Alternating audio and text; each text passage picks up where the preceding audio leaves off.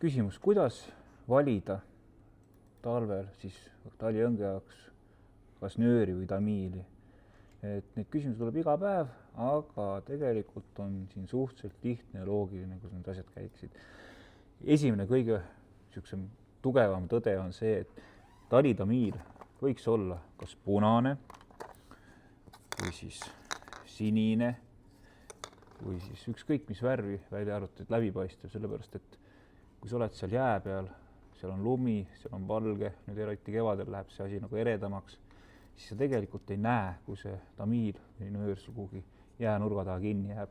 Et palju parem on, kui ta on nagu teist värvi, on sul vähem sasisid, on vähem puntraid, on vähem jama. Kui sa tahad talinööri kasutada, siis alati on nagu mõistlik see, et kevadist ilmade on juba plusskraadid, siis on see okei, aga kõva miinusega on see probleem, et see tegelikult ei tööta. Et võib olla ükskõik hea või ükskõik suured lubadused selle nööri osas. Mina ei ole saanud ühtegi nööri nii tööle, et ta tegelikult oleks hea. Aga nii kui on plusskraadid, kõik väga hea. Kui nüüd talitamiili vaadata, siis kui sa püüad kirbuõngega, siis ta võiks olla niisugune peenike, mis ta on siis 0,1 kopikatega. Kui sa püüad sikuga, siis ta võiks hakata seal 1,8 kuni lõpetada näiteks 0,4-ga. Kui nüüd praegu kõik, kes selle kolmkandi hullusega kaasa on läinud, räägivad, et kolmkant läheb sassi, et ei saa püüda sellega normaalselt, siis tegelikult on üks võtmeküsimus on see tamiili jämedus.